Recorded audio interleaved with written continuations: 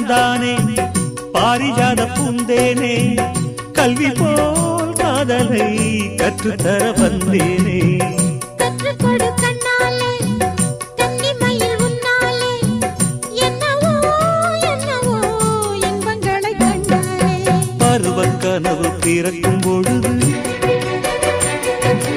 இறகு முளைத்து பறக்கும் மனது